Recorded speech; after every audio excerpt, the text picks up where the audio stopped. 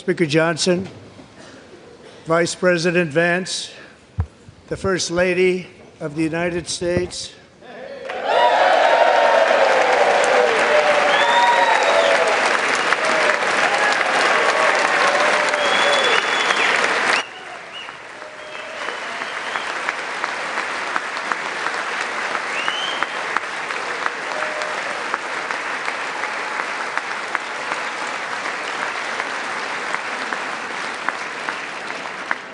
members of the United States Congress, thank you very much.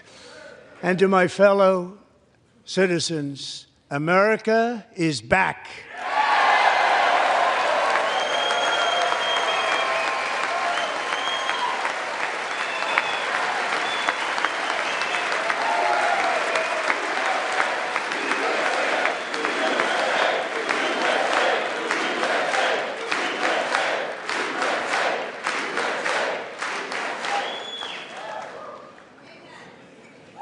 6 weeks ago, I stood beneath the dome of this Capitol and proclaimed the dawn of the golden age of America.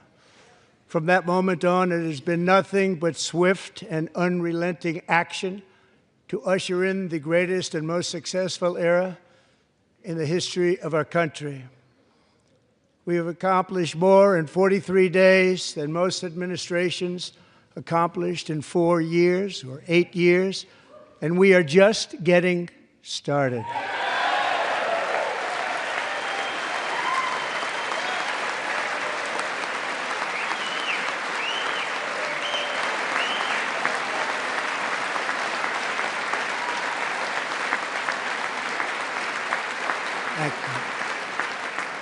I return to this chamber tonight to report that America's momentum is back, our spirit is back, our pride is back, our confidence is back, and the American dream is surging bigger and better than ever before.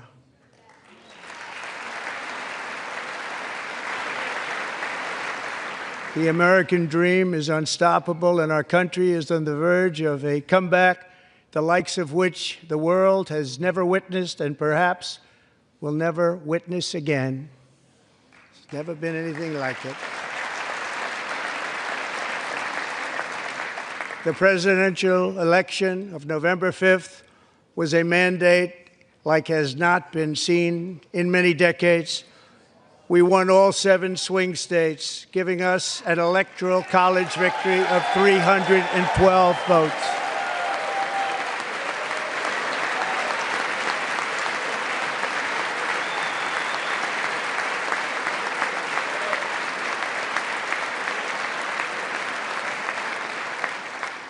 We won the popular vote by big numbers and won counties in our country.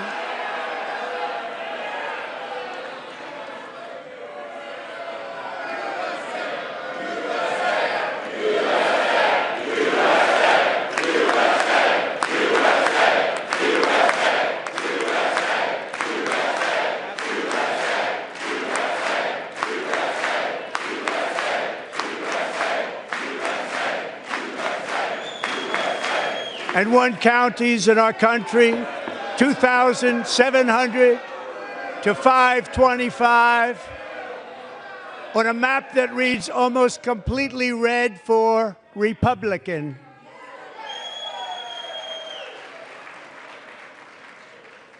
Now, for the first time in modern history, more Americans believe that our country is headed in the right direction than the wrong direction. In fact, it's an astonishing record, 27-point swing, the most ever.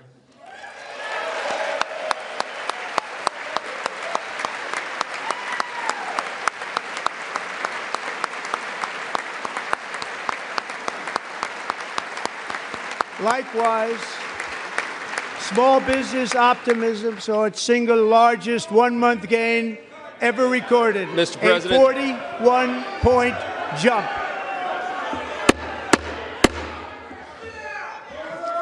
Members are directed to uphold and maintain decorum in the House and to cease any further disruptions. That's your warning.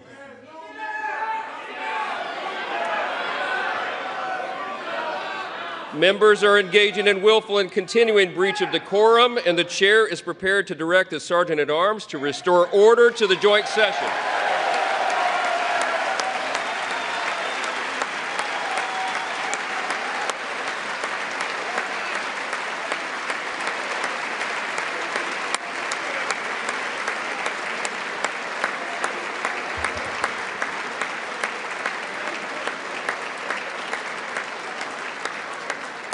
Mr. Green, take your seat. Take your seat, sir. Take your seat. Finding that members continue to engage in willful and concerted disruption of proper decorum, the chair now directs the Sergeant-at-Arms to restore order. Remove this gentleman from the chamber.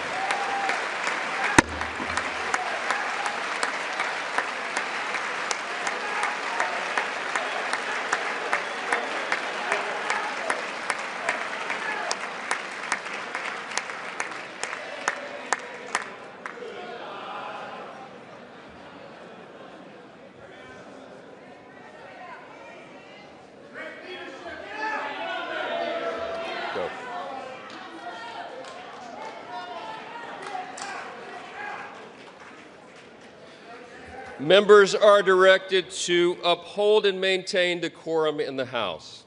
Mr. President, you continue. Thank you. Over the past 6 weeks, I have signed nearly 100 executive orders and taken more than 400 executive actions, a record to restore common sense, safety, optimism, and wealth all across our wonderful land. The people elected me to do the job, and I'm doing it.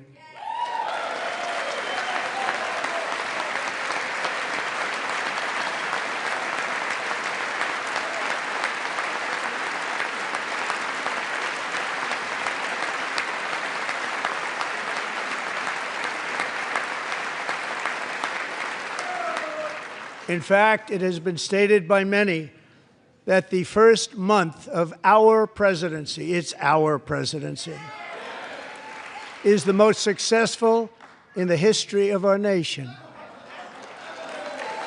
By many.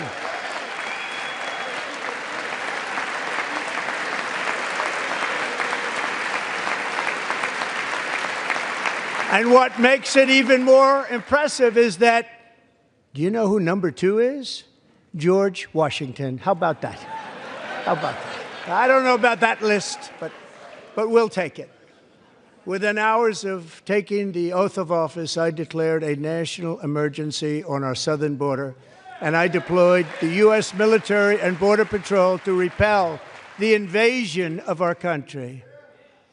And what a job they've done. As a result, illegal border crossings last month were by far the lowest ever recorded, ever.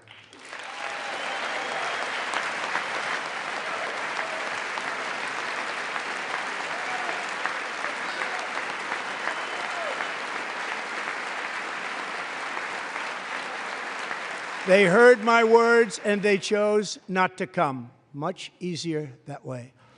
In comparison, under Joe Biden, the worst president in American history, there were hundreds of thousands of illegal crossings a month, and virtually all of them, including murderers, drug dealers, gang members, and people from mental institutions and insane asylums, were released into our country. Who would want to do that? This is my 5th such speech to Congress.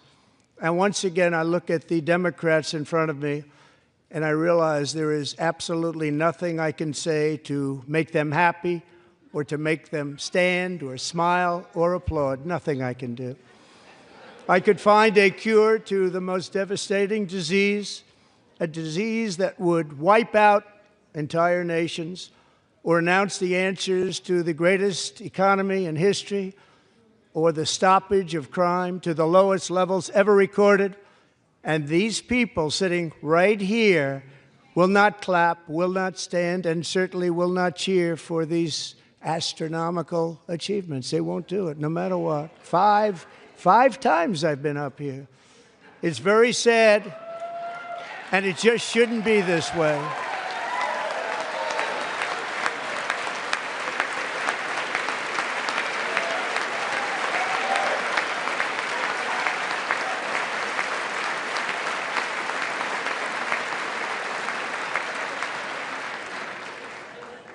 So Democrats sitting before me, for just this one night, why not join us in celebrating so many incredible wins for America? For the good of our nation, let's work together and let's truly make America great again.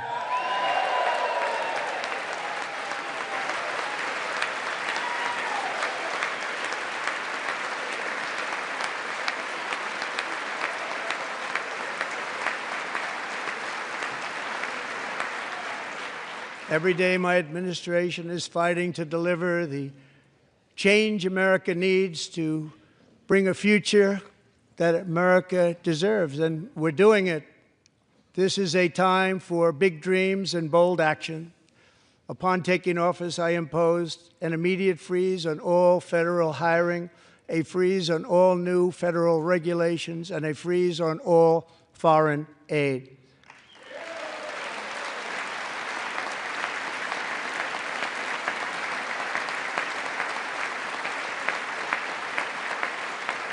I terminated the ridiculous Green New Scam.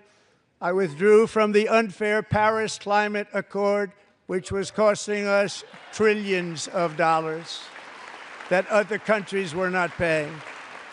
I withdrew from the corrupt World Health Organization.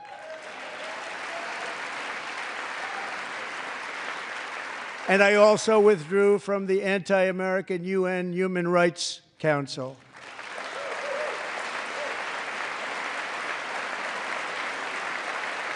We ended all of Biden's environmental restrictions that were making our country far less safe and totally unaffordable. And importantly, we ended the last administration's insane electric vehicle mandate, saving our auto workers and companies from economic destruction.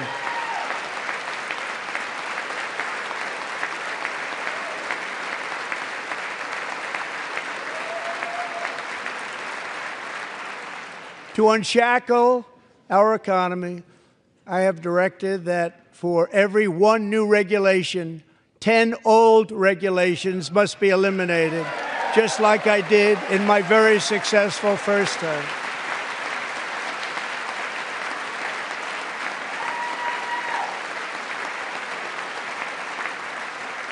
And in that first term, we set records on ending unnecessary rules and regulations like no other president had done before.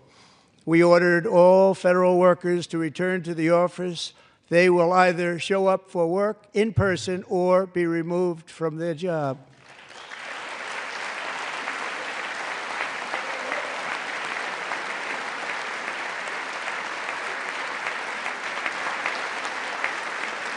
And we have ended weaponized government where, as an example, a sitting president is allowed to viciously prosecute his political opponent, like me. How did that work out? Not too good. Not too good.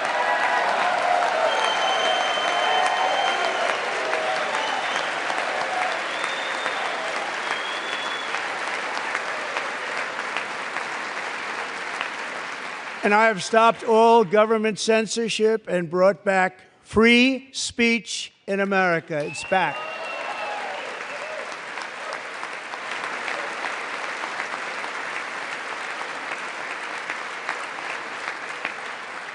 And 2 days ago, I signed an order making English the official language of the United States of America.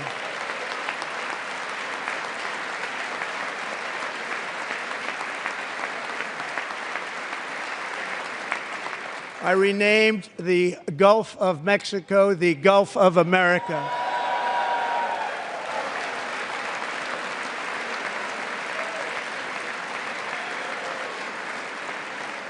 And likewise, I renamed, for a great president, William McKinley, Mount McKinley again.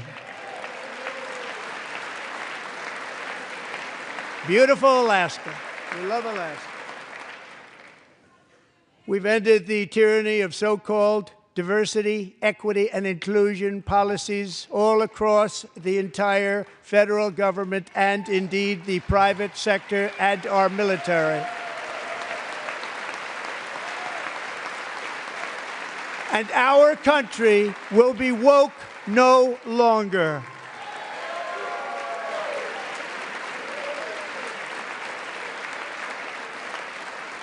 We believe that whether you are a doctor, an accountant, a lawyer, or an air traffic controller, you should be hired and promoted based on skill and competence, not race or gender.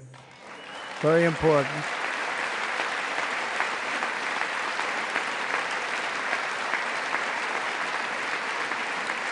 You should be hired based on merit.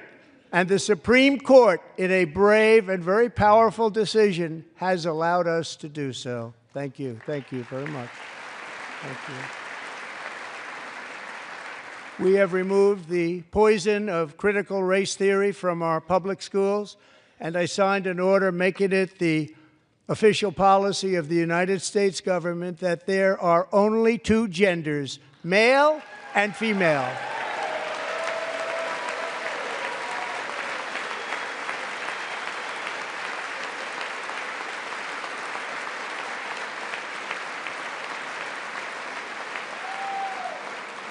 I also signed an executive order to ban men from playing in women's sports.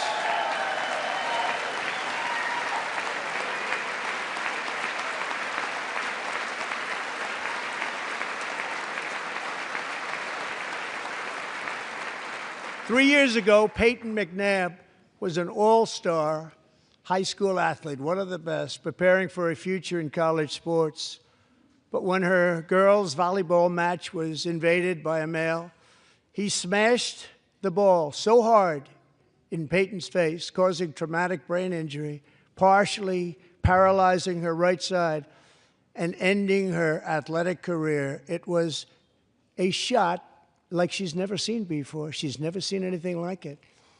Peyton is here tonight in the gallery, and Peyton, from now on, schools will kick the men off the girls' team, or they will lose all federal funding.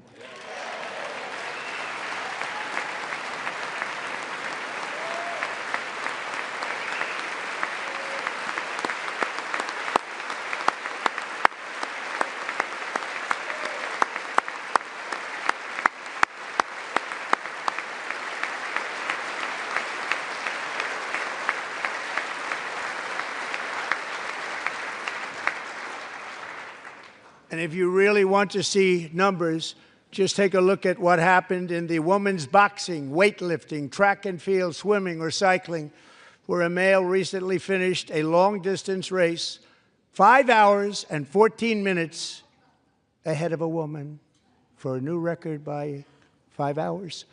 Broke the record by 5 hours. It's demeaning for women, and it's very bad for our country. We're not going to put up with it any longer.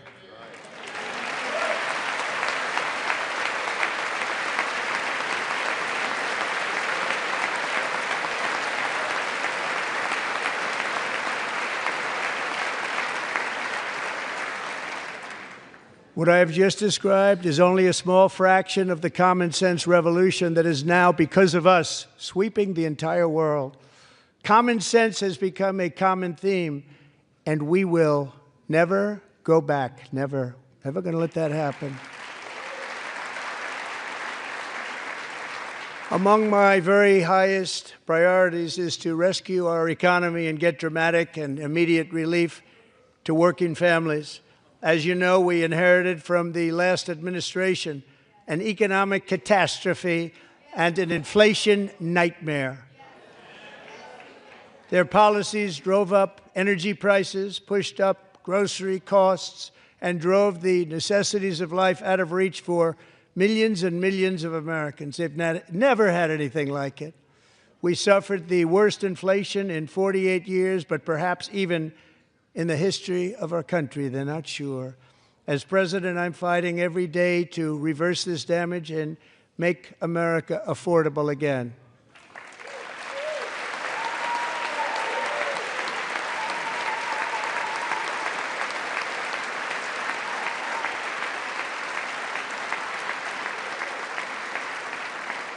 Joe Biden especially let the price of eggs get out of control.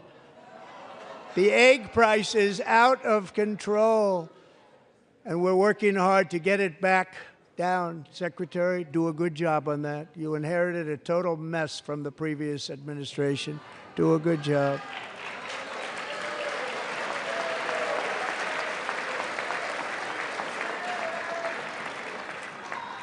A major focus of our fight to defeat inflation is rapidly reducing the cost of energy. The previous administration cut the number of new oil and gas leases by 95%, slowed pipeline construction to a halt, and closed more than 100 power plants. We are opening up many of those power plants right now.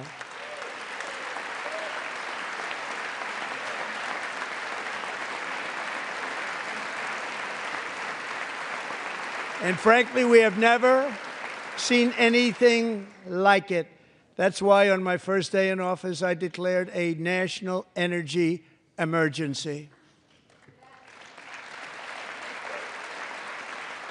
As you've heard me say many times, we have more liquid gold under our feet than any nation on earth, and by far. And now I fully authorize the most talented team ever assembled to go and get it. It's called Drill, Baby, Drill.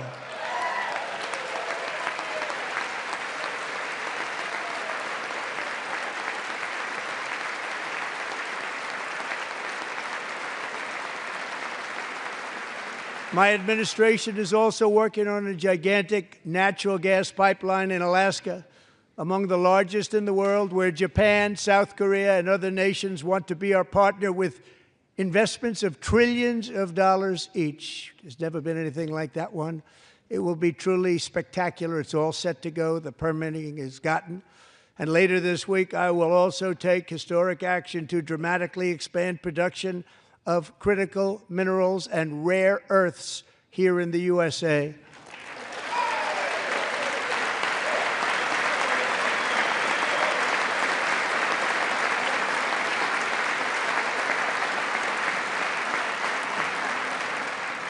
To further combat inflation, we will not only be reducing the cost of energy, but will be ending the flagrant waste of taxpayer dollars.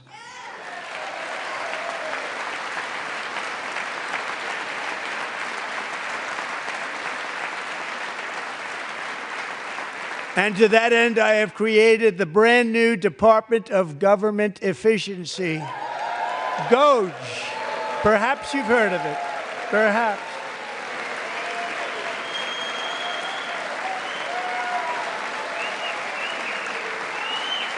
Which is headed by Elon Musk, who is in the gallery tonight.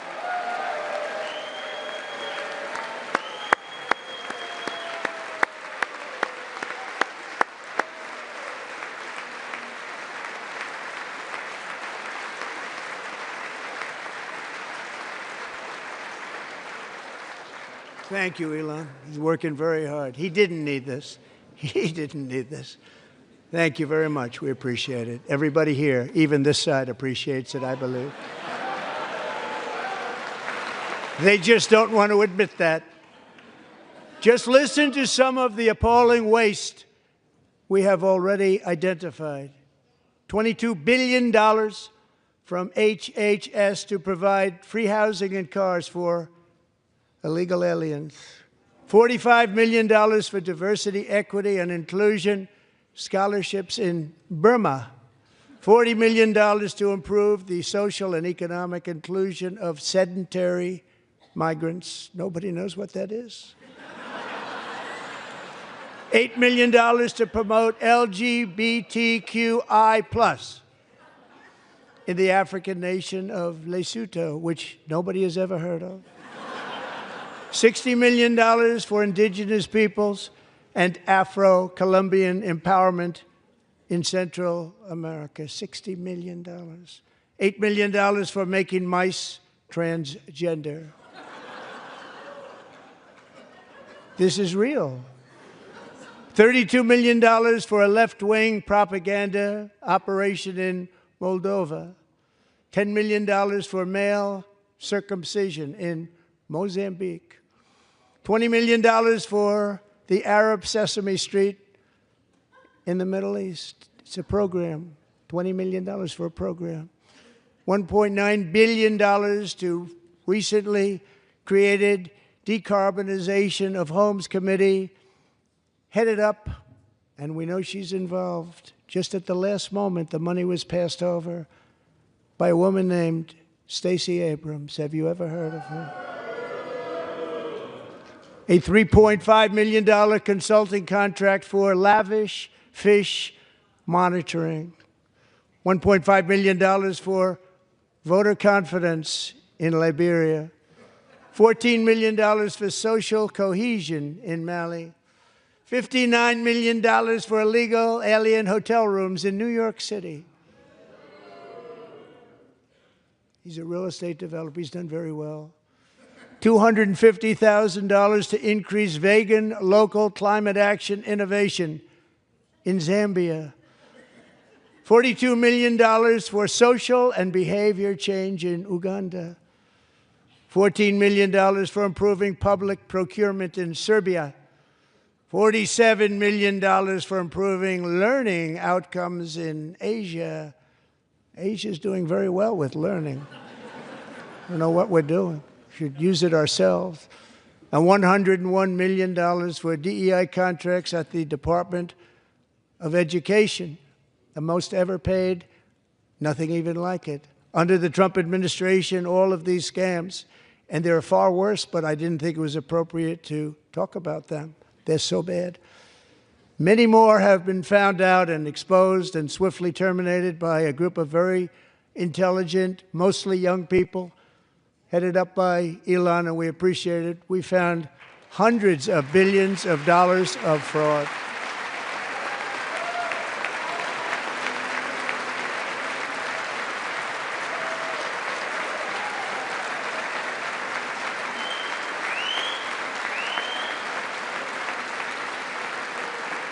And we've taken back the money and reduced our debt to fight inflation and other things. Taken back a lot of that money. We got it just in time. This is just the beginning. The Government Accountability Office, a federal government office, has estimated annual fraud of over $500 billion in our nation, and we are working very hard to stop it. We're going to. We're also identifying shocking levels of incompetence and probable fraud in the Social Security program for our seniors, and that our seniors and people that we love rely on. Believe it or not, government databases list 4.7 million Social Security members from people aged 100 to 109 years old. It lists 3.6 million people from ages 110 to 119. I don't know any of them. I know some people that are rather elderly, but not quite that elderly. 3.47 million people from ages 120 to 129. 3.9 million people from ages 130 to 139. 3.5 million people from ages 140 to 149. And money is being paid to many of them, and we're searching right now.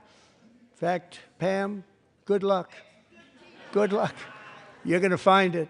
But a lot of money is paid out to people because it just keeps getting paid, and nobody does, and it really hurts Social Security and hurts our country. 1.3 million people from ages 150 to 159, and over 130,000 people, according to the Social Security databases, are age over 160 years old.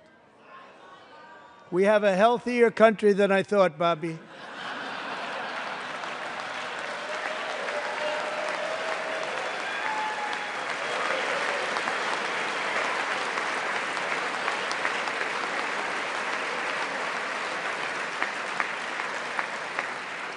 Including, to finish, 1,039 people between the ages of 220 and 229 one person between the age of 240 and 249, and one person is listed at 360 years of age.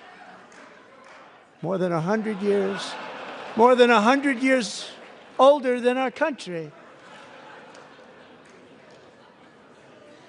But we're going to find out where that money's going, and it's not going to be pretty. By slashing all of the fraud, waste, and theft we can find, we will defeat inflation, bring down mortgage rates, lower car payments and grocery prices, protect our seniors, and put more money in the pockets of American families.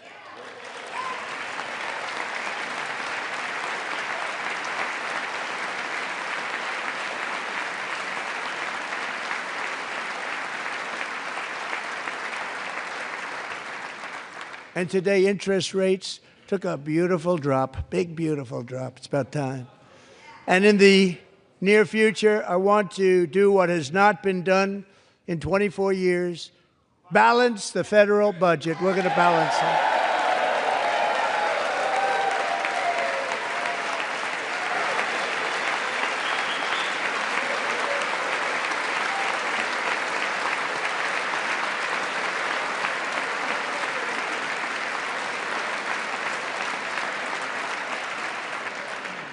With that goal in mind, we have developed in great detail what we are calling the Gold Card, which goes on sale very, very soon. For $5 million, we will allow the most successful job-creating people from all over the world to buy a path to U.S. citizenship. It's like the green card, but better and more sophisticated. And these people will have to pay tax in our country. They won't have to pay tax from where they came.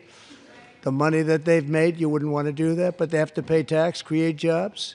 They'll also be taking people out of colleges and paying for them so that we can keep them in our country instead of having them being forced out. Number one, at the top school, as an example, being forced out and not being allowed to stay and create tremendous numbers of jobs and great success for a company out there. So while we take out the criminals, killers, traffickers, and child predators who are allowed to enter our country under the open border policy of these people, the Democrats, the Biden administration, the open border insane policies that you've allowed to destroy our country, we will now bring in brilliant, hardworking, job-creating people. They're going to pay a lot of money, and we're going to reduce our debt with that money.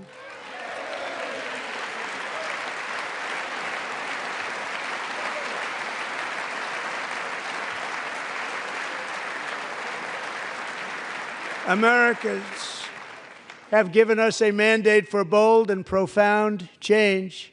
For nearly 100 years, the federal bureaucracy has grown until it has crushed our freedoms, ballooned our deficits, and held back America's potential in every possible way. The nation founded by pioneers and risk-takers now drowns under millions and millions of pages of regulations and debt. Approvals that should take 10 days to get instead take 10 years, 15 years, and even 20 years before you're rejected. Meanwhile, we have hundreds of thousands of federal workers who have not been showing up to work. My administration will reclaim power from this unaccountable bureaucracy, and we will restore true democracy to America again.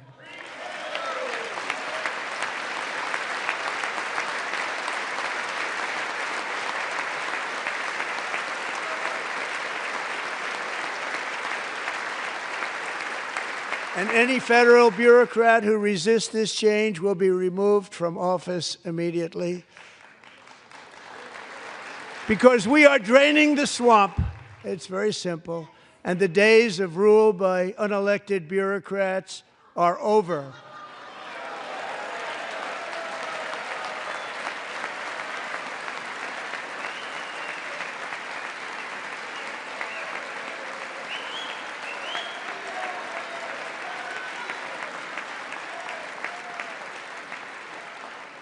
And the next phase of our plan to deliver the greatest economy in history is for this Congress to pass tax cuts for everybody. They're in there. They're waiting for you to vote. And I'm sure that the people on my right, I don't mean the Republican right, but my right here, I'm sure you're going to vote for those tax cuts, because otherwise I don't believe the people will ever vote you into office. So I'm doing you a big favor by telling you that. But I know this group is going to be voting for the tax cuts.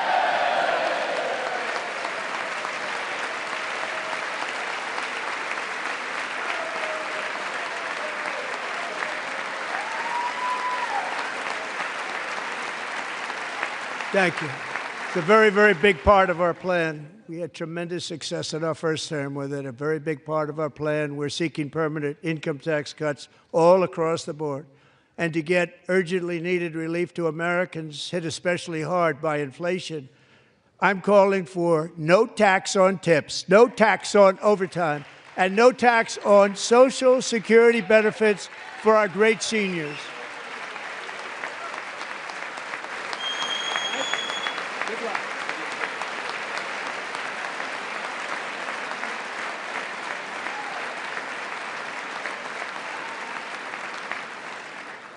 And I also want to make interest payments on car loans tax deductible, but only if the car is made in America.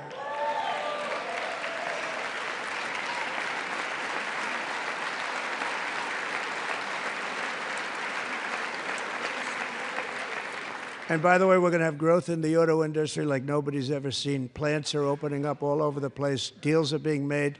Never seen. That's a combination of the election win and tariffs. It's a beautiful word, isn't it? That, along with our other policies, will allow our auto industry to absolutely boom. It's going to boom. Spoke to the majors today, all three, the top people, and they're so excited. In fact, already numerous car companies have announced that they will be building massive automobile plants in America, with Honda just announcing a new plant in Indiana, one of the largest anywhere in the world.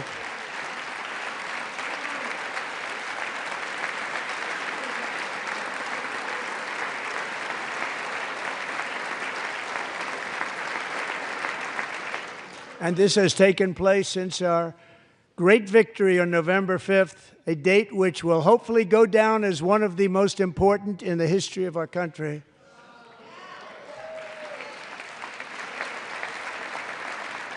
In addition, as part of our tax cuts, we want to cut taxes on domestic production and all manufacturing. And just as we did before, we will provide 100% expensing. It will be retroactive to January 20th, 2025.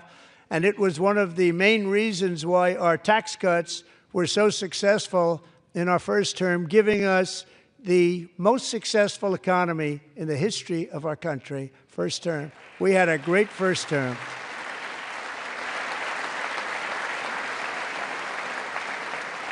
If you don't make your product in America, however, under the Trump administration, you will pay a tariff, and in some cases, a rather large one.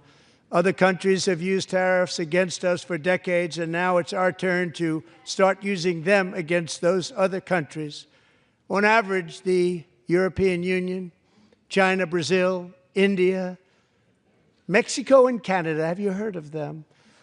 And countless other nations charge us tremendously higher tariffs than we charge them. It's very unfair. India charges us auto tariffs higher than 100%. China's average tariff on our products is twice what we charge them. And South Korea's average tariff is 4 times higher. Think of that, 4 times higher.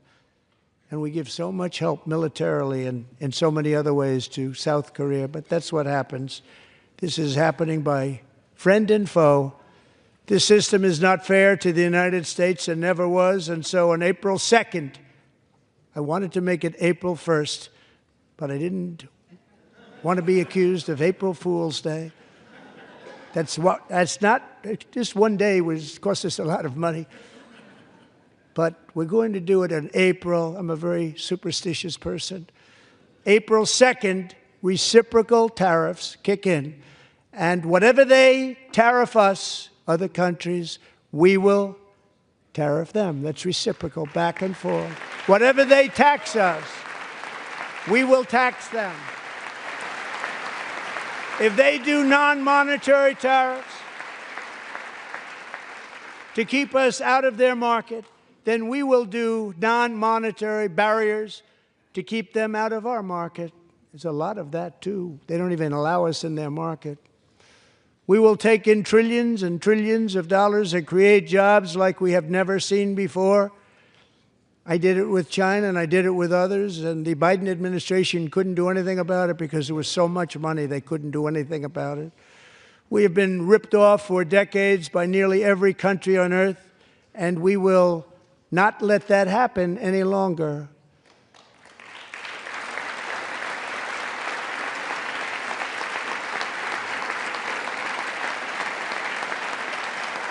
Much has been said over the last 3 months about Mexico and Canada, but we have very large deficits with both of them. But even more importantly, they've allowed fentanyl to come into our country at levels never seen before, killing hundreds of thousands of our citizens and many very young, beautiful people, destroying families.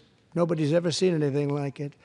They are, in effect, receiving subsidies of hundreds of billions of dollars. We pay subsidies to Canada and to Mexico of hundreds of billions of dollars, and the United States will not be doing that any longer. We're not going to do it any longer.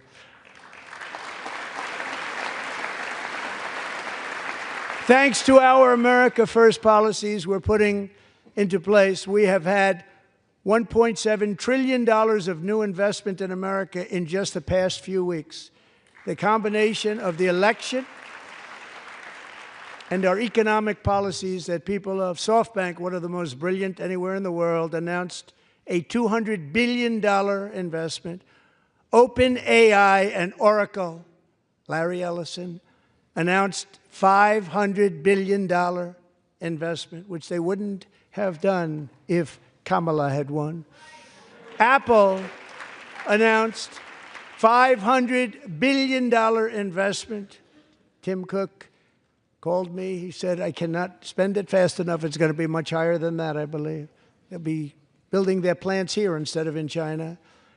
And just yesterday, Taiwan Semiconductor, the biggest in the world, most powerful in the world, has a tremendous amount, 97% of the market, announced a $165 billion investment to build the most powerful chips on earth right here in the USA.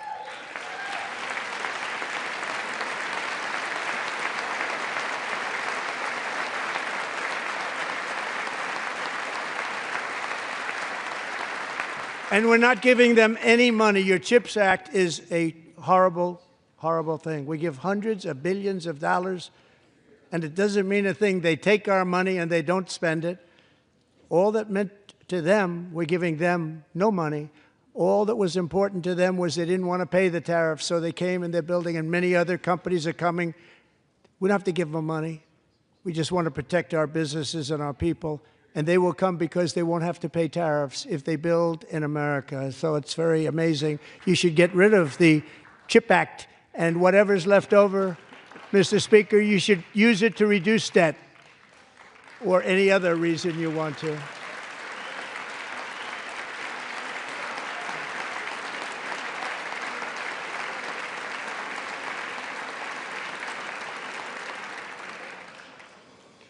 Our new trade policy will also be great for the American farmer. I love the farmer, who will now be selling into our home market, the USA, because nobody is going to be able to compete with you. Because there's goods that come in from other countries and companies. They're really in a bad position in so many different ways. They're uninspected.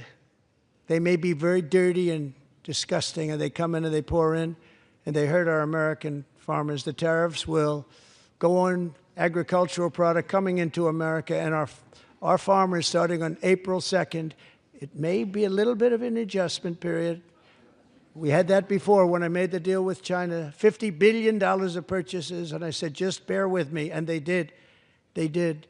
Probably have to bear with me again, and this will be even better. That was great. The problem with it was that Biden didn't enforce it. He didn't enforce it. $50 billion of purchases, and we were doing great, but Biden did not enforce it, and it hurt our farmers. But our farmers are going to have a field day right now. So to our farmers, have a lot of fun. I love you too. I love you too. It's all going to happen.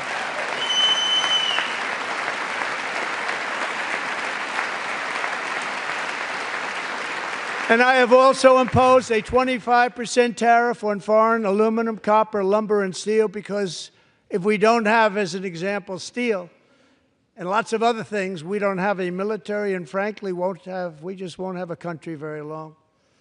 Here today is a proud American steelworker, fantastic person from Decatur, Alabama, Jeff Denard. Has been working at the same steel plant for 27 years in a job that has allowed him to serve as the captain of his local volunteer fire department, raise 7 children with his beautiful wife, Nicole, and over the years provide a loving home for more than 40 foster children. So great, Jeff.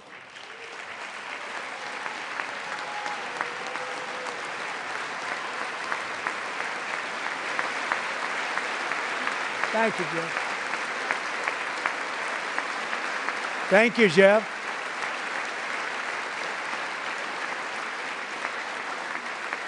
Stories like Jeff's remind us that tariffs are not just about protecting American jobs. They're about protecting the soul of our country. Tariffs are about making America rich again and making America great again, and it's happening, and it will happen rather quickly. There'll be a little disturbance, but we're okay with that. It won't be much. No, you're not. Oh.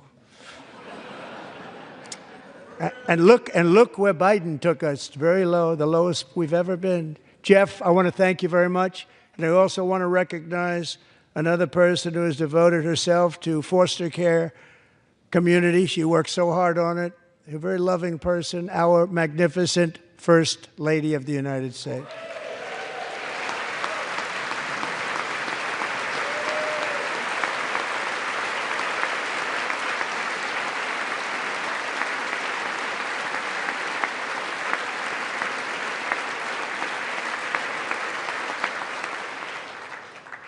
Melania's work has yielded incredible results, helping prepare our nation's future leaders as they enter the workforce.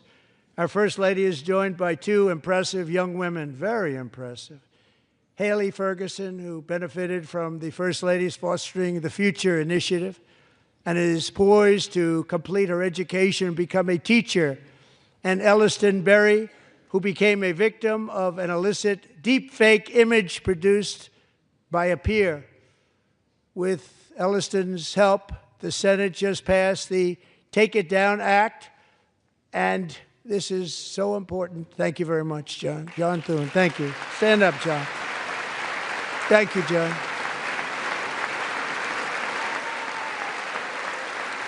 Thank you all very much.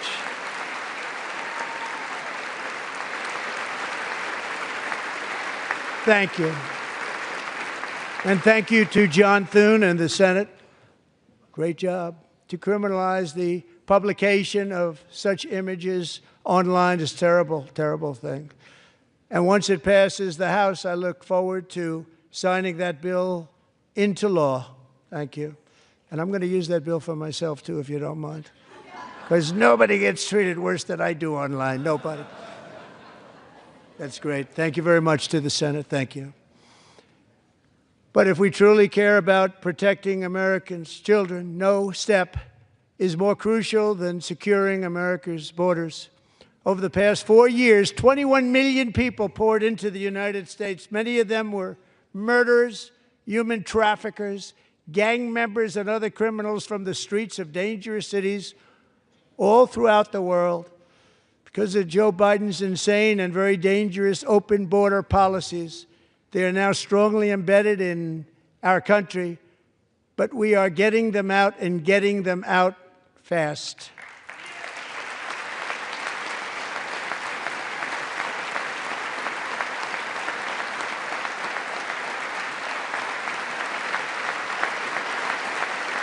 And I want to thank Tom Homan and Christy. I want to thank you and Paul of Border Patrol. I want to thank you. What a job they've all done. Everybody, Border Patrol, ICE, law enforcement in general is incredible. We have to take care of our law enforcement. Have to.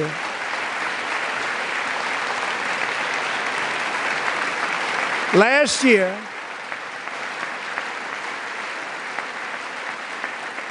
a brilliant 22-year-old nursing student named Laken Riley, the best in her class, admired by everybody, went out for a jog on the campus of the University of Georgia. That morning, Laken was viciously attacked, assaulted, beaten, brutalized, and horrifically murdered.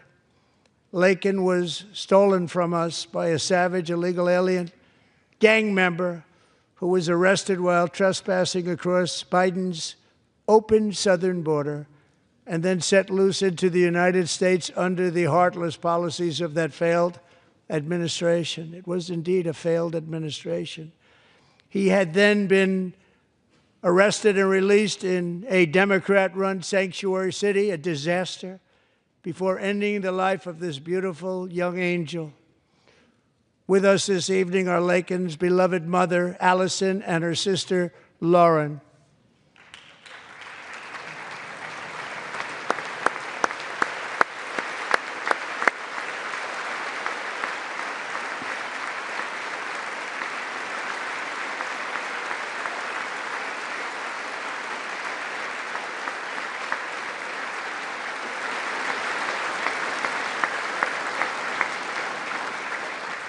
Last year, I told Laken's grieving parents that we would ensure their daughter would not have died in vain.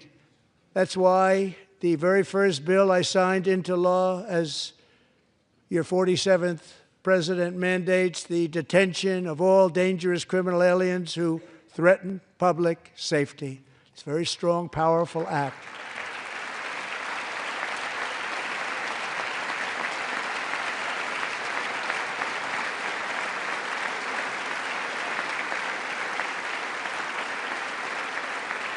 It's called the Laken-Riley Act. So Allison and Lauren, America will never, ever forget our beautiful Laken Hope Riley.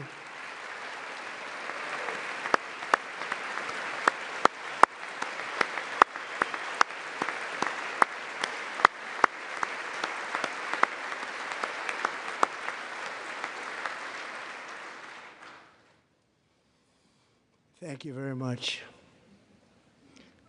Since taking office, my administration has launched the most sweeping border and immigration crackdown in American history, and we quickly achieved the lowest numbers of illegal border crossers ever recorded. Thank you.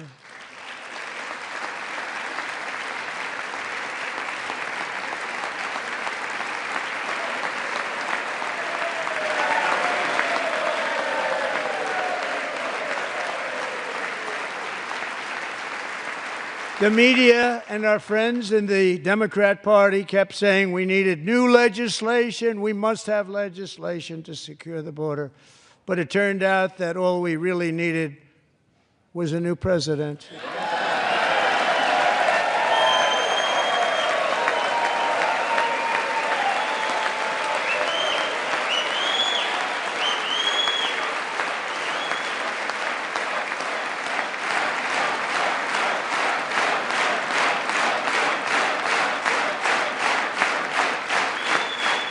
Thank you.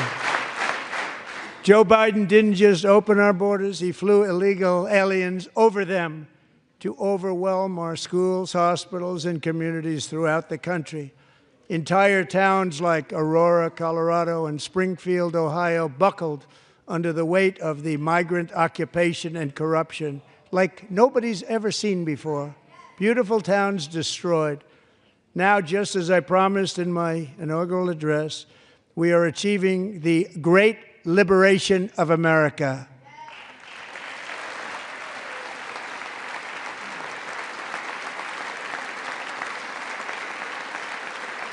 But there still is much work to be done. Here tonight is a woman I have gotten to know Alexis Nungary from Houston.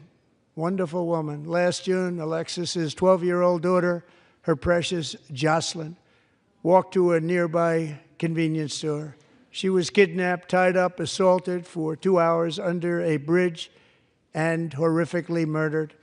Arrested and charged with this heinous crime are 2 illegal alien monsters from Venezuela, released into America by the last administration through their ridiculous open border.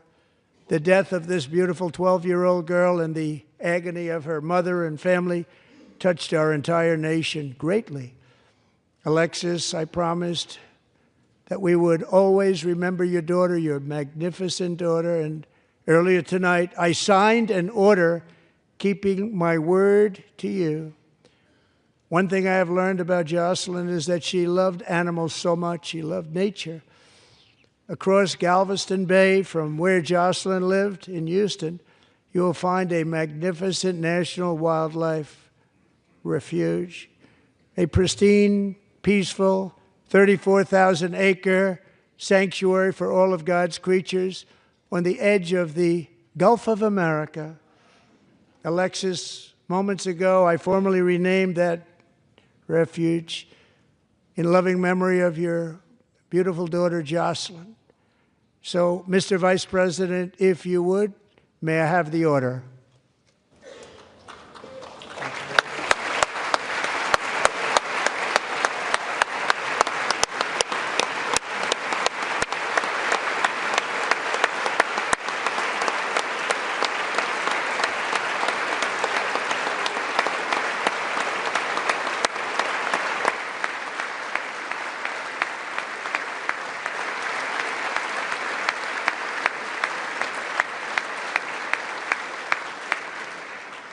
Thank you very much. All 3 savages charged with Jocelyn and Lakin's murders were members of the Venezuelan prison gang, the toughest gang, they say, in the world, known as Tren de Aragua. 2 weeks ago, I officially designated this gang, along with MS-13 and the bloodthirsty Mexican drug cartels, as foreign terrorist organizations.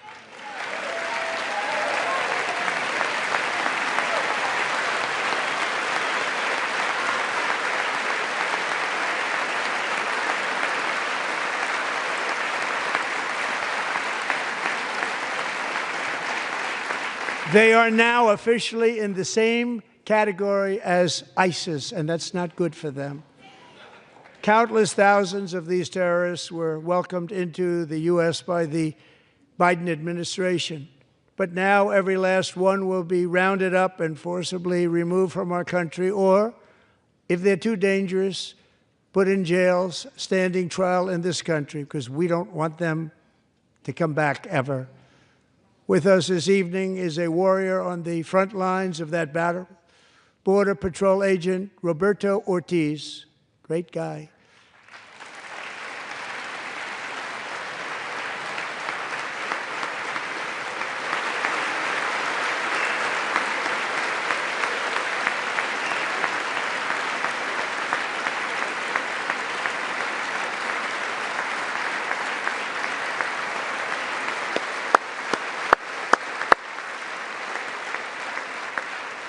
In January, Roberto and another agent were patrolling by the Rio Grande near an area known as Cartel Island. Doesn't sound too nice to me.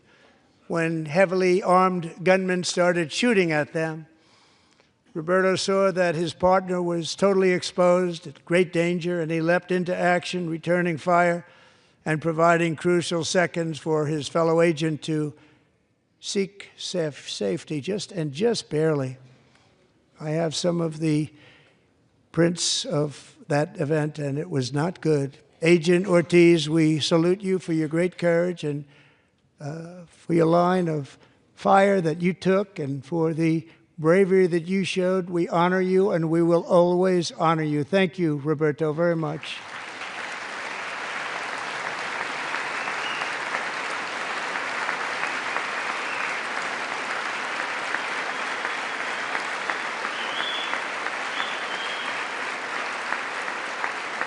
Thank you, Roberto. And I actually got to know him on my many calls to the border. He's a great gentleman. The territory to the immediate south of our border is now dominated entirely by criminal cartels that murder, rape, torture, and exercise total control. They have total control over a whole nation, posing a grave threat to our national security.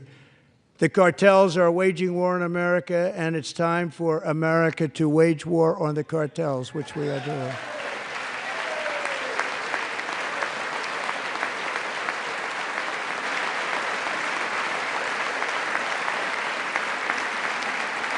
Five nights ago, Mexican authorities, because of our tariff policies being imposed on them, think of this, handed over to us 29 of the biggest cartel leaders in their country. That has never happened before. They want to make us happy.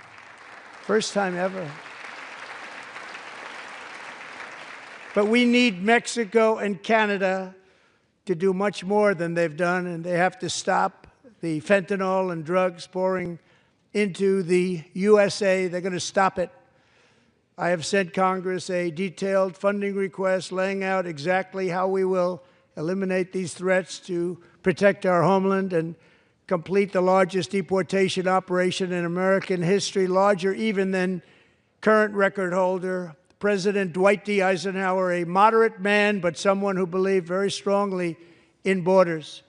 Americans expect Congress to send me this funding without delay so I can sign it into law. So, Mr. Speaker, John Thune, both of you, I hope you're going to be able to do that. Mr. Speaker, thank you. Mr. Leader, thank you. Thank you very much. And let's get it to me. I'll sign it so fast, you won't even believe it.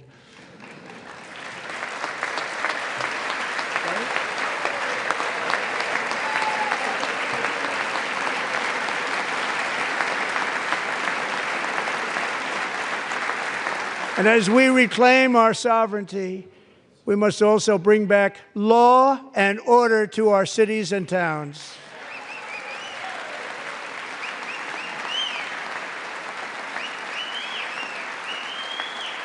In recent years, our justice system has been turned upside down by radical left lunatics. Many jurisdictions virtually ceased enforcing the law against dangerous repeat offenders while weaponizing law enforcement against political opponents like me. My administration has acted swiftly and decisively to restore fair, equal, and impartial justice under the constitutional rule of law, starting at the FBI and the DOJ. Pam, good luck. Cash, wherever you may be, good luck. Good luck. Pam Bondi. Good luck. So important. Going to do a great job. Cash, thank you. Thank you, Cash.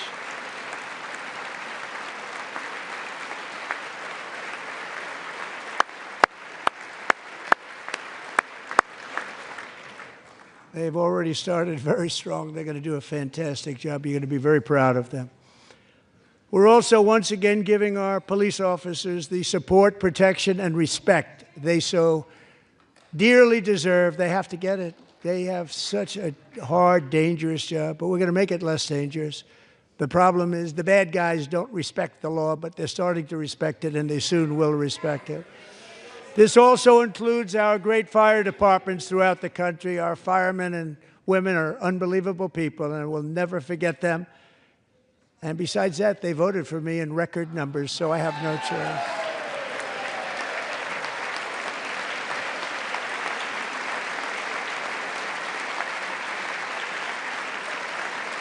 One year ago this month, 31-year-old New York police officer Jonathan Diller, unbelievably wonderful person and a great officer, was gunned down at a traffic stop on Long Island. I went to his funeral. The vicious criminal charged with his murder had 21 prior arrests, and they were rough arrests, too. He was a real bad one. The thug in the seat next to him had 14 prior arrests, and went by the name of Killer. He was Killer. He killed other people, they say, a lot of them. I attended Officer Diller's service, and when I met his wife and one-year-old son, Ryan, it was very inspirational, actually. His widow's name is Stephanie, and she is here tonight. Stephanie, thank you very much, Stephanie. Thank you very much.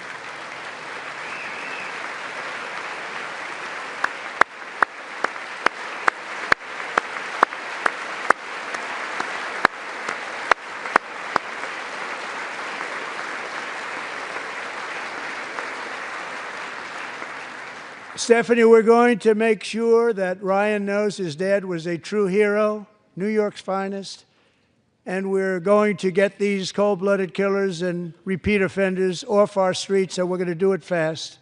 Got to stop it. They get out with 28 arrests. They push people into subway trains.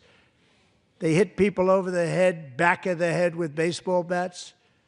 We got to get them out of here. I've already signed an executive order requiring a mandatory death penalty for anyone who murders a police officer. And tonight I'm asking Congress to pass that policy into permanent law.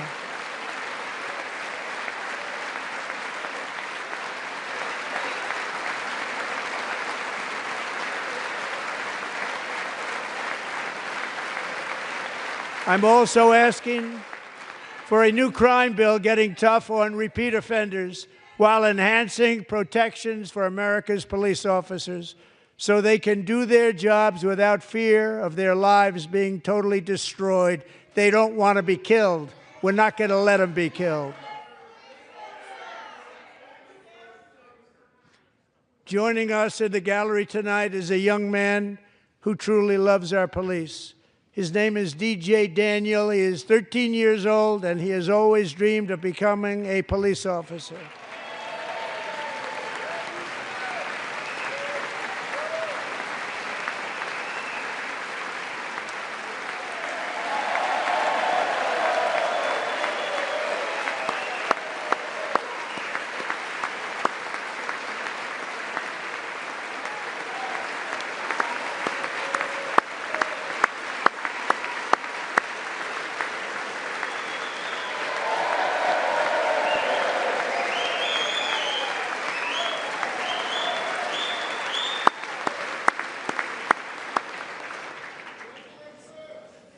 But in 2018, DJ was diagnosed with brain cancer. The doctors gave him 5 months at most to live.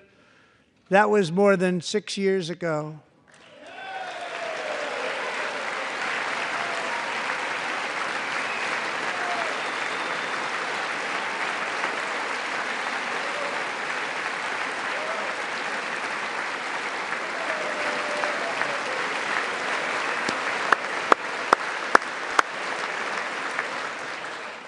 Since that time, DJ and his dad have been on a quest to make his dream come true, and DJ has been sworn in as an honorary law enforcement officer, actually a number of times. The police love him, the police departments love him.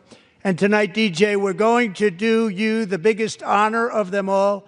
I am asking our new Secret Service Director, Sean Curran, to officially make you an agent of the United States Secret Service.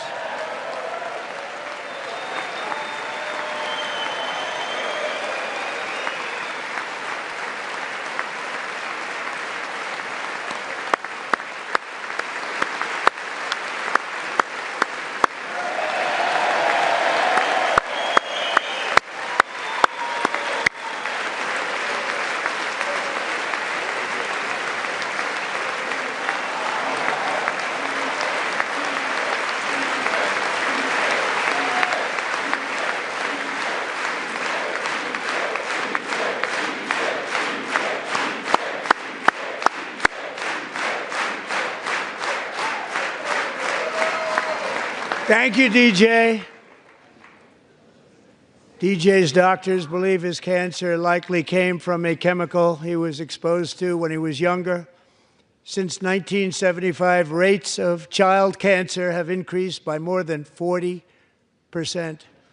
Reversing this trend is one of the top priorities for our new presidential commission to make America healthy again, chaired by our new Secretary of Health and Human Services, Robert F. Kennedy, Jr.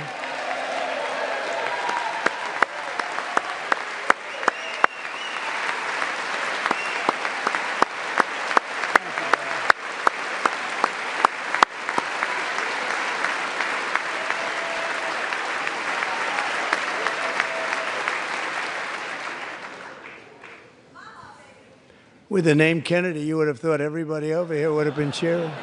How quickly they forget.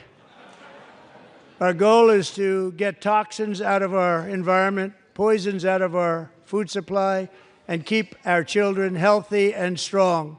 As an example, not long ago, and you can't even believe these numbers, 1 in 10,000 children had autism, 1 in 10,000. And now it's 1 in 36. There's something wrong, 1 in 36. Think of that. So we're going to find out what it is, and there's nobody better than Bobby and all of the people that are working with you. You have the best to figure out what is going on. Okay, Bobby, good luck. It's a very important job. Thank you. Go get him.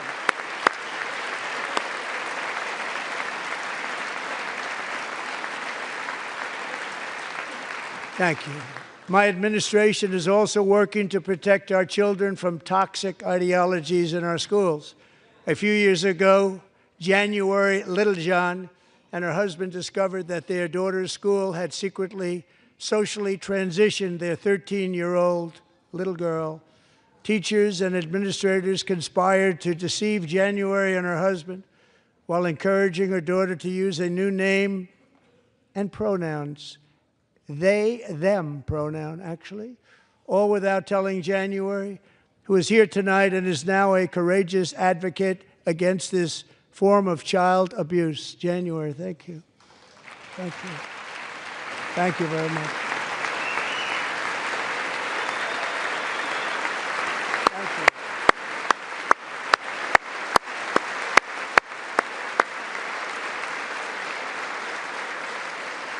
Thank you. Thank you.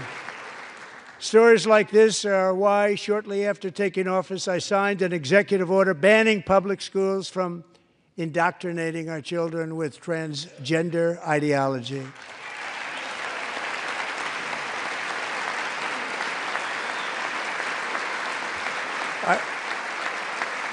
I also signed an order to cut off all taxpayer funding to any institution that engages in the sexual mutilation of our youth.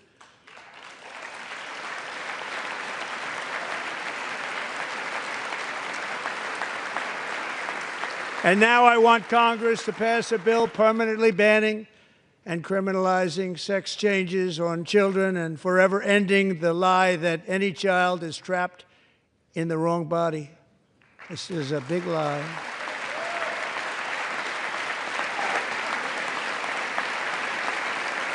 And our message to every child in America is that you are perfect exactly the way God made you.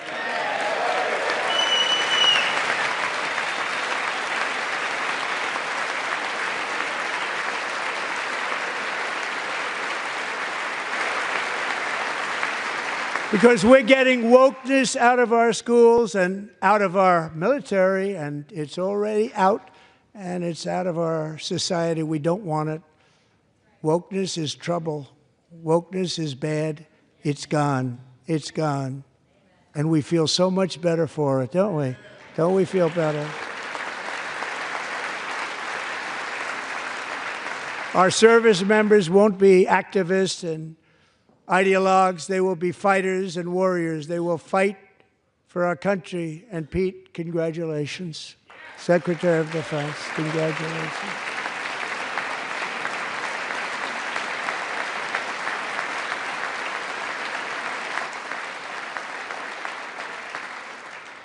And he's not big into the woke movement, I can tell you.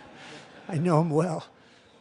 I am pleased to report that in January, the U.S. Army had its single best recruiting month in 15 years, and that all armed services are having among the best recruiting results ever in the history of our services. What a difference.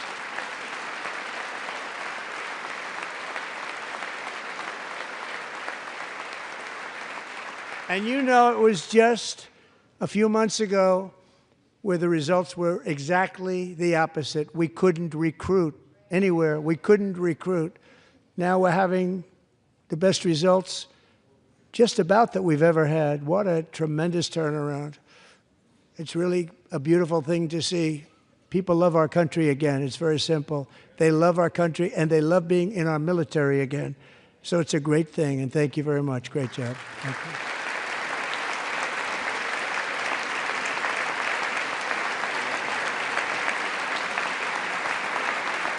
We're joined tonight by a young man, Jason Hartley, who knows the weight of that call of duty. Jason's father, grandfather, and great-grandfather all wore the uniform. Jason tragically lost his dad, who was also a Los Angeles County Sheriff's deputy when he was just a boy, and now he wants to carry on the family legacy of service. Jason is a senior in high school, a six-letter varsity athlete, a really good athlete, they say, a brilliant student with a 4.46, that's good, GPA. And his greatest dream is to attend the U.S. Military Academy at West Point.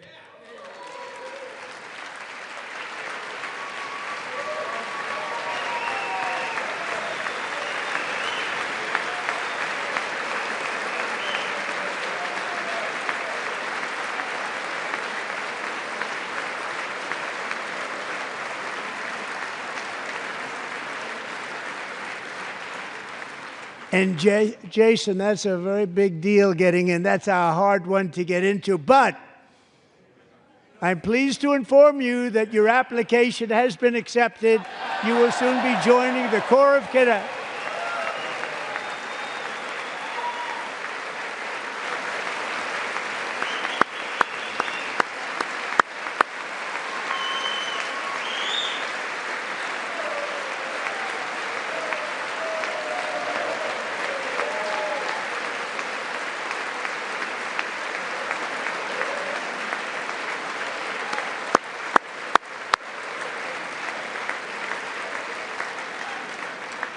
Thank you. Jason, you're going to be on the long gray line, Jason. As Commander-in-Chief, my focus is on building the most powerful military of the future. As a first step, I'm asking Congress to fund a state-of-the-art Golden Dome missile defense shield to protect our homeland, all made in the USA.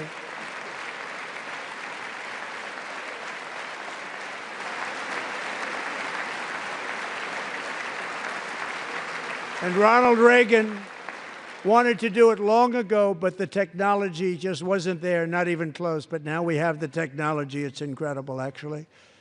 And other places, they have it. Israel has it. Other places have it. And the United States should have it too, right, Tim, right? They should have it too. So I want to thank you. But it's a very, very important. This is a very dangerous world. We should have it. We want to be protected, and we're going to protect our citizens like never before. To boost our defense industrial base, we are also going to resurrect the American shipbuilding industry, including commercial shipbuilding and military shipbuilding.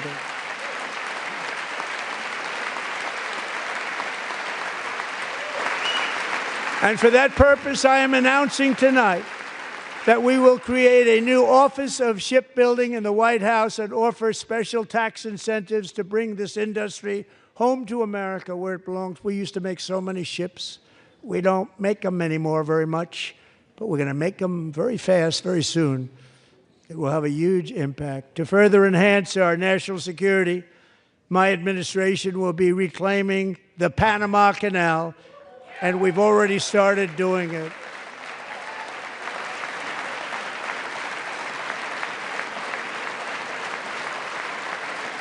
Just today, a large American company announced they are buying both ports around the Panama Canal and lots of other things having to do with the Panama Canal and a couple of other canals.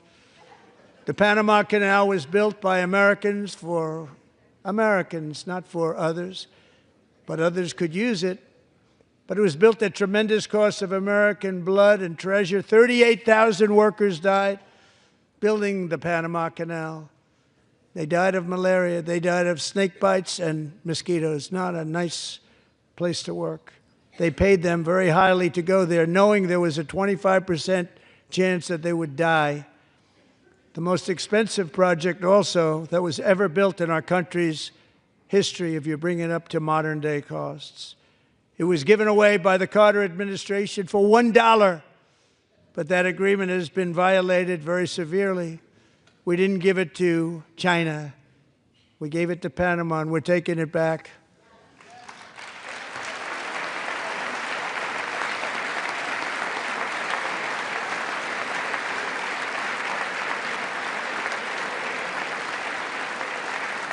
And we have Marco Rubio in charge. Good luck, Marco. Now, we know who to blame if anything goes wrong. Marco's been amazing, and he's going to do a great job. Think of it. He got 100 votes. You know, he was approved with actually 99, but the 100th was this gentleman, and I feel very certain. So let's assume he got 100 votes. And I'm either very, very happy about that or I'm very concerned about it. But he's already proven. I mean, he's a great gentleman. He's respected by everybody, and we appreciate you voting for Marco. He's going to do a fantastic job. Thank you. Thank you. He's doing a great job. Great job. And I also have a message tonight for the incredible people of Greenland. We strongly support your right to determine your own future. And if you choose, we welcome you into the United States of America. We need Greenland for national security and even international security, and we're working with everybody involved to try and get it. But we need it really for international world security, and I think we're going to get it. One way or the other, we're going to get it. We will keep you safe. We will make you rich, and together we will take Greenland to heights like you have never thought possible before. It's a very small population, but very, very large piece of land and very, very important for military security. America is once again standing strong against the forces of radical Islamic terrorism. 3.5 years ago, ISIS terrorists killed 13 American service members and countless others in the Abbey Gate bombing during the disastrous and incompetent withdrawal from Afghanistan. Not that they were withdrawing, it was the way they withdrew. Perhaps the most embarrassing moment in the history of our country.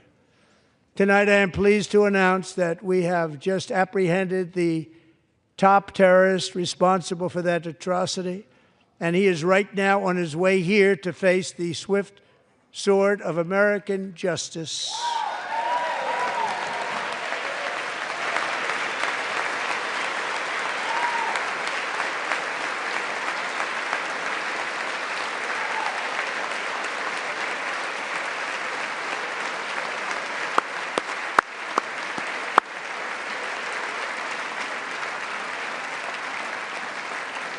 And I want to thank especially the government of Pakistan for helping arrest this monster.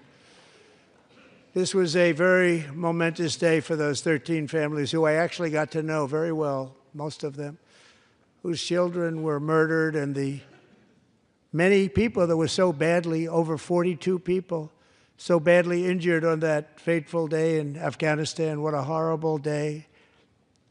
Such incompetence was shown that when Putin saw what happened, I guess he said, wow, maybe this is my chance. That's how bad it was. Should have never happened. Grossly incompetent people.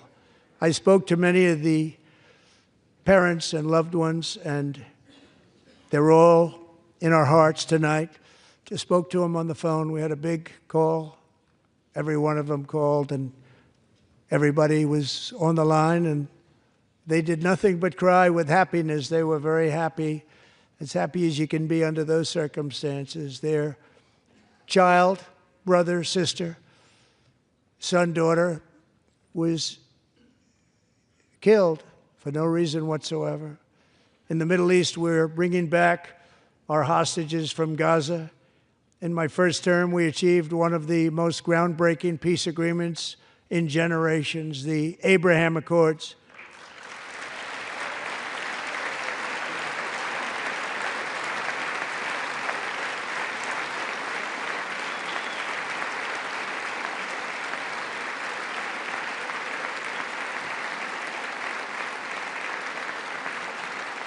And now we're going to build on that foundation to create a more peaceful and prosperous future for the entire region. A lot of things are happening in the Middle East. People have been talking about that so much lately with everything going on with Ukraine and Russia.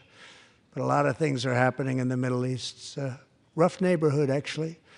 I'm also working tirelessly to end the savage conflict in Ukraine. Millions of Ukrainians and Russians have been needlessly killed or wounded in this horrific and brutal conflict with no end in sight. The United States has sent hundreds of billions of dollars to support Ukraine's defense with no security, with no anything.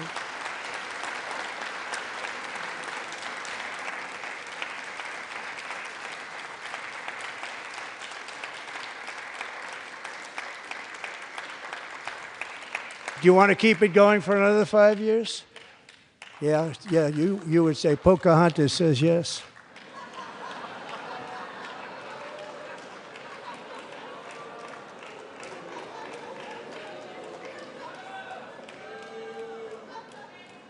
$2,000 people are being killed every single week. More than that. They're Russian young people. They're Ukrainian young people. They're not Americans. But I want it to stop. Meanwhile, Europe has sadly spent more money buying Russian oil and gas than they have spent on defending Ukraine, by far. Think of that. They've spent more buying Russian oil and gas than they have defending. And we've spent perhaps $350 billion, like taking candy from a baby. That's what happened. And they've spent $100 billion.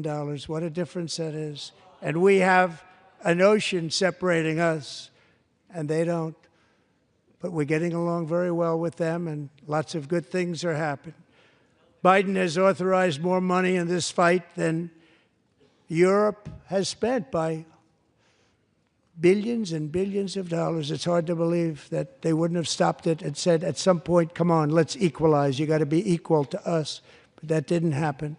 Earlier today, I received an important letter from President Zelensky of Ukraine. The letter reads, Ukraine is ready to come to the negotiating table as soon as possible to bring lasting peace closer. Nobody wants peace more than the Ukrainians, he said. My team and I stand ready to work under President Trump's strong leadership to get a peace that lasts. We do really value how much America has done to help Ukraine maintain its sovereignty and independence. Regarding the agreement on minerals and security, Ukraine is ready to sign it at any time that is convenient for you. I appreciate that he sent this letter, just got it a little while ago. Simultaneously, we've had serious discussions with Russia and have received strong signals that they are ready for peace. Wouldn't that be beautiful? Wouldn't that be beautiful?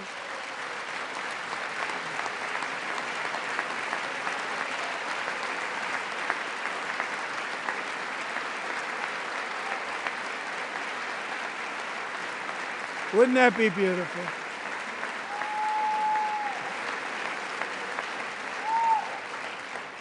It's time to stop this madness. It's time to halt the killing. It's time to end the senseless war. If you want to end wars, you have to talk to both sides. Nearly 4 years ago, amid rising tensions, a history teacher named Mark Fogel was detained in Russia and sentenced to 14 years in a penal colony. Rough stuff. The previous administration barely lifted a finger to help him. They knew he was innocent, but they had no idea where to begin. But last summer, I promised his 95-year-old mother, Malphine, that we would bring her boy safely back home. After 22 days in office, I did just that, and they are here tonight.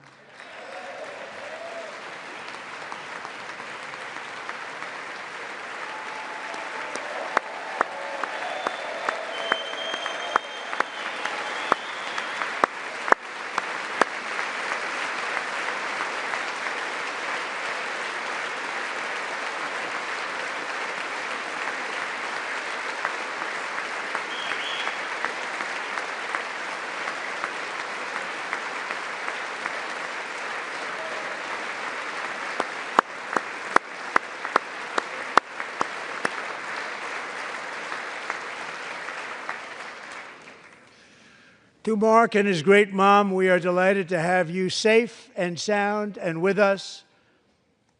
As fate would have it, Mark Fogel was born in a small rural town in Butler, Pennsylvania. Have you heard of it? Where his mother has lived for the past 78 years.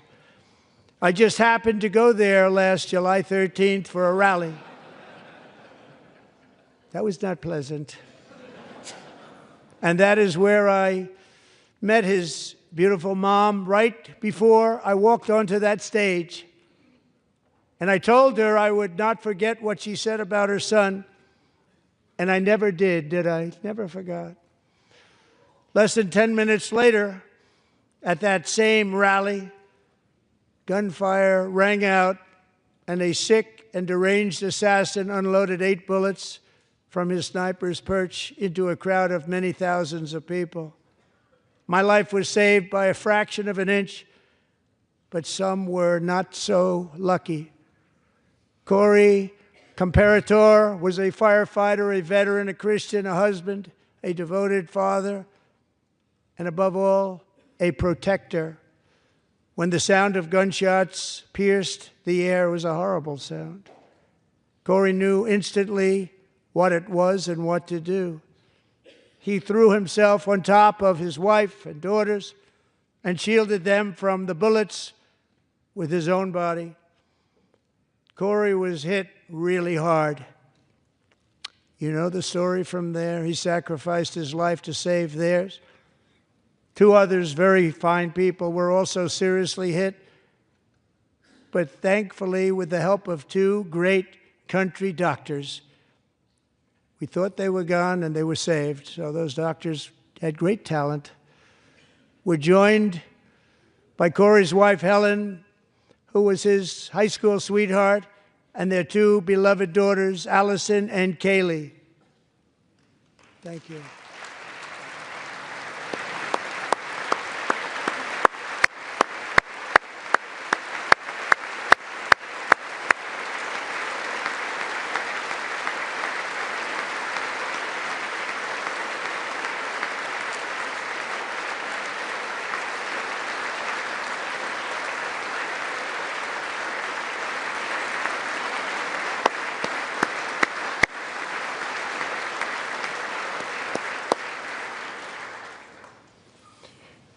To Helen, Allison, and Kaylee, Corey is looking down on his 3 beautiful ladies right now, and he is cheering you on. He loves you.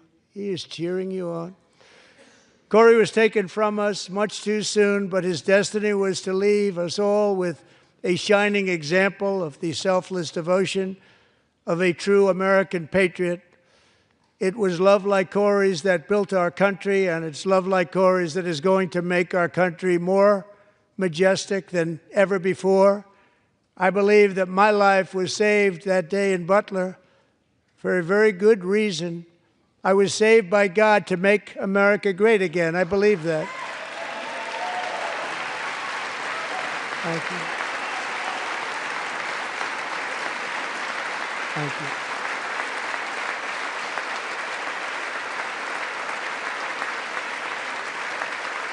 Thank you.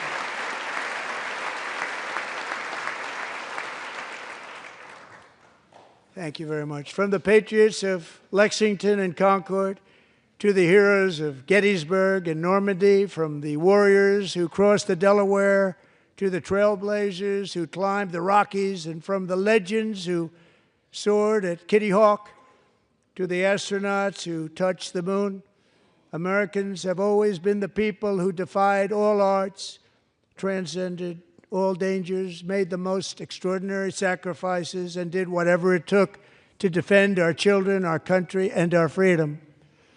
And as we have seen in this chamber tonight, that same strength, faith, love, and spirit is still alive and thriving in the hearts of the American people. Despite the best efforts of those who would try to censor us, silence us, break us, destroy us, Americans are today a proud, free, sovereign, and independent nation that will always be free, and we will fight for it till death. We will never let anything happen to our beloved country, because we are a country of doers, dreamers, fighters, and survivors. Our ancestors crossed a vast ocean, strode into the unknown wilderness, and carved their fortunes from the rock and soil of a perilous and very dangerous frontier. They chased our destiny across a boundless continent. They built the railroads, laid the highways, and graced the world with American marvels like the Empire State Building, the mighty Hoover Dam, and the towering Golden Gate Bridge. They lit the world with electricity, broke free of the force of gravity, fired up the engines of American industry, vanquished the communists, fascists, and Marxists all over the world, and gave us countless modern wonders sculptured out of iron, glass, and steel. We stand on the shoulders of these pioneers who won and built the modern age, these workers who poured their sweat into the skylines of our cities, these warriors who shed their blood on fields of battle and gave everything they had for our rights and for our freedom. Now it is our time to take up the righteous cause of American liberty. And it is our turn to take America's destiny into our own hands and begin the most thrilling days in the history of our country. This will be our greatest era. With God's help, over the next 4 years, we are going to lead this nation even higher, and we are going to forge the freest, most advanced, most dynamic, and most dominant civilization ever to exist on the face of this earth. We are going to create the highest quality of life, build the safest and wealthiest and healthiest and most vital communities anywhere in the world. We are going to conquer the vast frontiers of science, and we are going to lead humanity into space and plant the American flag on the planet Mars and even far beyond.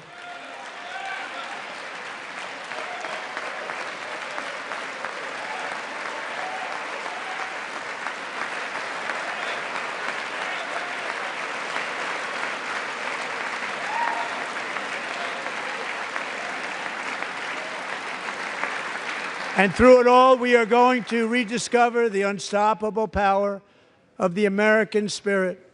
And we are going to renew unlimited promise of the American dream. Every single day, we will stand up and we will fight, fight, fight for the country our citizens believe in and for the country our people deserve.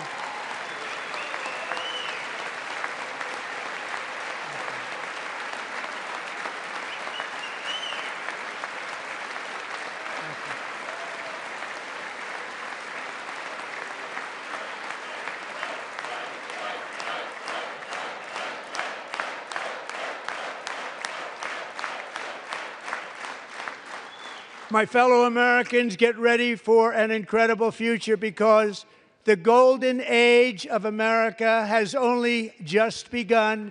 It will be like nothing that has ever been seen before. Thank you, God bless you, and God bless America.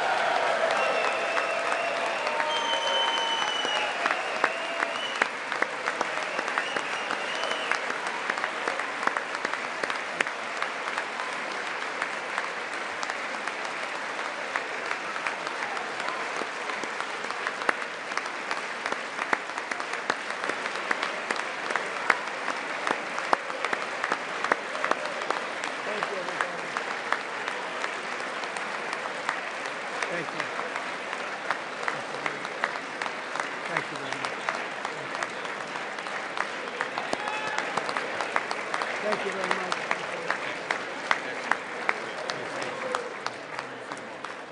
Thank you very much.